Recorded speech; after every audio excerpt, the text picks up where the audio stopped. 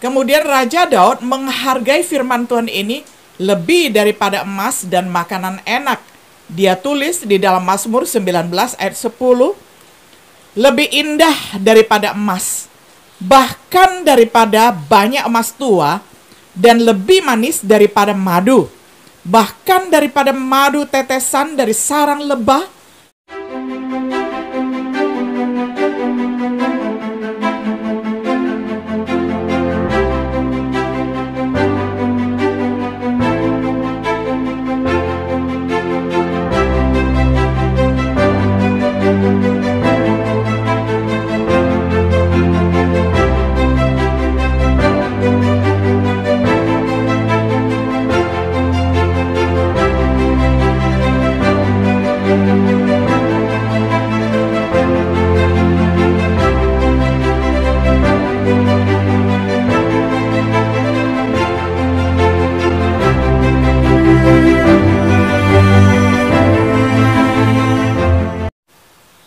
Shalom, sahabat Biblika yang dikasihi oleh Tuhan. Sungguh senang kita dapat berjumpa kembali di dalam acara refleksi Sahabat Biblika. Pada hari ini kita tiba pada episode yang ke-16 di dalam serial pembahasan kitab Injil Yohanes dengan tema Dua Jenis Makanan. Saya akan bacakan firman Tuhan untuk kita semuanya, satu ayat saja dari Yohanes 6 ayat 27. Saya akan bacakan untuk kita semuanya di dalam terjemahan sederhana Indonesia. Makanan duniawi akan habis dan cepat menjadi busuk. Janganlah bekerja untuk mendapat makanan seperti itu. Lebih baik kalian bekerja untuk mendapat makanan yang tidak ada habis-habisnya dan tidak akan busuk, yaitu makanan yang memberi hidup yang selama-lamanya. Dan makanan itu hanya Aku Anak Manusia yang bisa memberikannya kepada kalian, karena Allah Bapa sudah memberikan hak itu kepadaku. Sampai sedemikian jauh pembacaan firman Tuhan dari Yohanes 6 ayat 27. Sahabat Biblika yang dikasihi oleh Tuhan, di antara mukjizat Yesus yang menarik perhatian besar adalah memberi makan 5.000 orang dengan 5 roti dan 2 ikan. Banyak yang percaya kepadanya sebagai nabi yang akan datang. Beberapa orang ingin dengan paksa menjadikan dia sebagai raja. Lalu ada orang-orang tertentu berusaha untuk mengikuti dia. Yesus, orang yang mengetahui hati manusia, menyadari keegoisan motif mereka.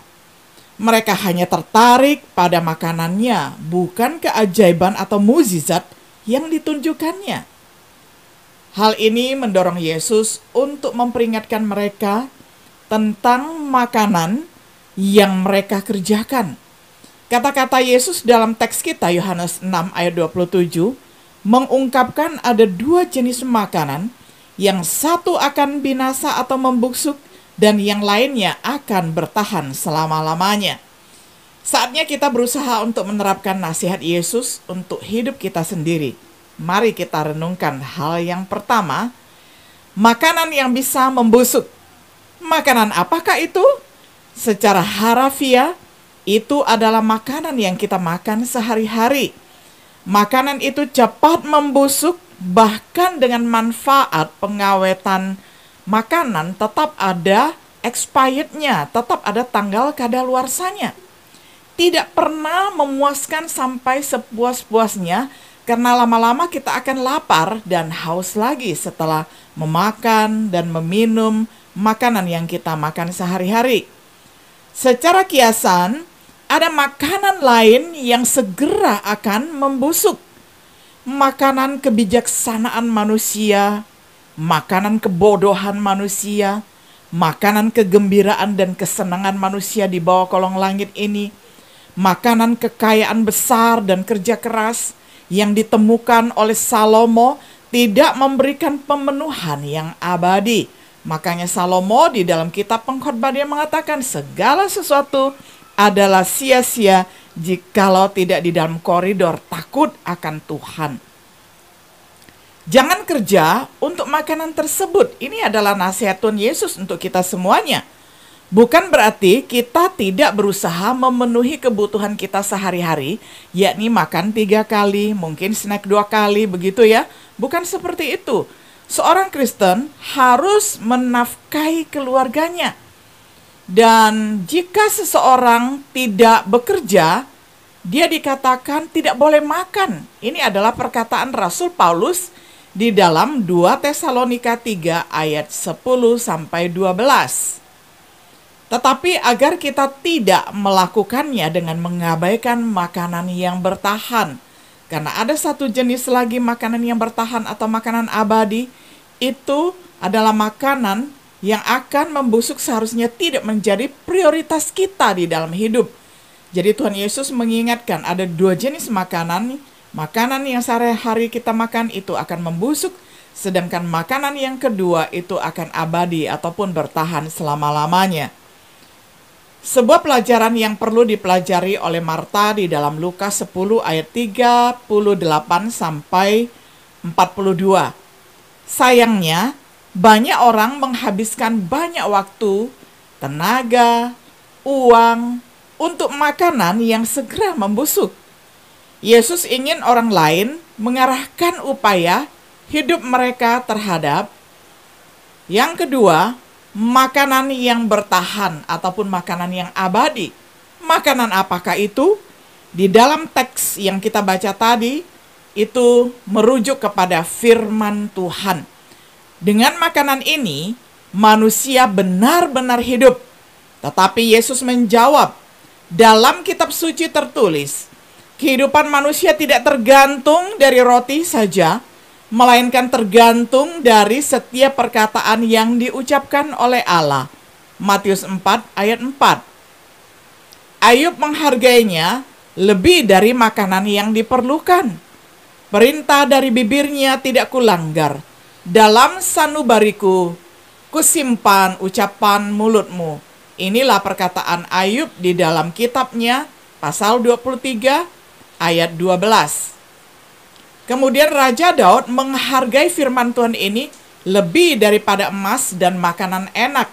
Dia tulis di dalam Mazmur 19 ayat 10, lebih indah daripada emas, bahkan daripada banyak emas tua, dan lebih manis daripada madu, bahkan daripada madu tetesan dari sarang lebah, lebih berharga daripada emas, melebihi banyak emas murni, juga lebih manis daripada madu, dan melebihi tetesan madu dari sarang lebah.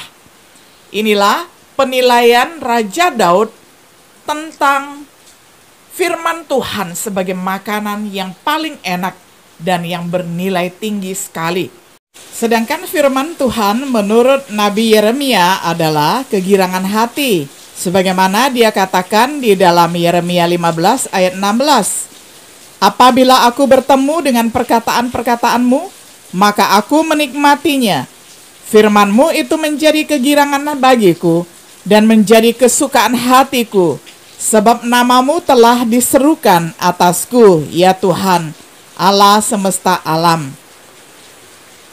Yang menyebabkan seseorang mendapat kelahiran kembali dan bertahan selamanya, menurut 1 Petrus pasal pertama ayat 22 sampai 25.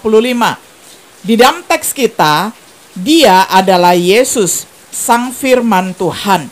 Yesus adalah Logos, Firman Allah. Dia adalah roti sejati dari Bapa di surga. Dia adalah roti hidup yang menawarkan hidup yang kekal. Bekerjalah untuk makanan ini. Yesus harus menjadi fokus utama dari pekerjaan kita, di mana kita berjuang untuk percaya kepadanya, karena di dalamnya ada hidup yang kekal. Untuk mengikuti Dia, karena Dia memiliki firman hidup yang kekal. Mengenal Dia, karena itulah hidup yang kekal. Untuk menaatinya, karena bagi mereka yang menaati Dia adalah pencipta hidup yang kekal. Apakah kita bekerja untuk makanan yang bertahan sampai hidup yang kekal? Biarlah sikap Paulus menjadi teladan kita, berusaha untuk semakin hari semakin mengenal Tuhan di dalam hidupnya. Jangan pernah puas dengan pemahaman kita saat ini, selalu ingin terus bertambah. Biarlah nasihat Petrus untuk bertekun di dalam bertumbuh di dalam pengetahuan tentang Yesus Kristus yang menetapkan standar hidup. Berusaha semakin hari untuk menjadi serupa dengan Tuhan Yesus. Selalu berlimpah, selalu bertumbuh dalam kasih karunia dan pengetahuan. Teman-teman dan saudara-saudara terkasih, untuk makanan apa kita bekerja? Saya sering sekali mendengarkan ada teman atau orang yang mengatakan, saya bekerja untuk mencari sesuap nasi. Apakah benar seperti itu? Ya, mulai sekarang kita harus memperbaharui lagi moto hidup kita. Apakah fokus kita di dalam hidup kita adalah pada hal-hal yang bersifat sementara? Apakah kita berjuang untuk apa yang tidak dapat benar-benar memuaskan? Jika demikian, perhatikan apa yang Yesaya tulis 700 tahun sebelum Kristus datang. Yesus adalah roti hidup yang sejati, air hidup yang sungguh memuaskan. Hanya Dia yang memberikan harapan hidup yang kekal. Dia sendiri yang menawarkan hidup yang berkelimpahan, bahkan sampai sekarang. Meskipun ditulis oleh Yesaya, kata-kata ini dapat berfungsi sebagai undangan penawaran Yesus untuk semua orang. Mengapa kamu membelanjakan uang untuk yang bukan roti, dan upamu untuk apa yang tidak memuaskan? Dengarkan aku baik-baik, dan makanlah apa yang baik, dan biarkan jiwamu bersenang-senang dalam kelimpahan. Mengapakah kamu belanjakan uang untuk sesuatu yang bukan roti, dan upah jeripayamu untuk sesuatu yang tidak mengenyangkan? Dengarkanlah aku, maka kamu akan memakan yang baik dan kamu akan menikmati sajian yang paling lezat.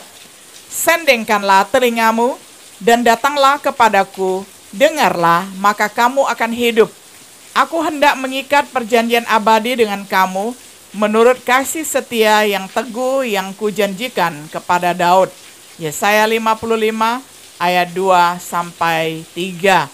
Sahabat Biblika yang dikasihi oleh Tuhan, setiap hari kita memakan makanan kita, itu menjadi porsi dan bagian kita.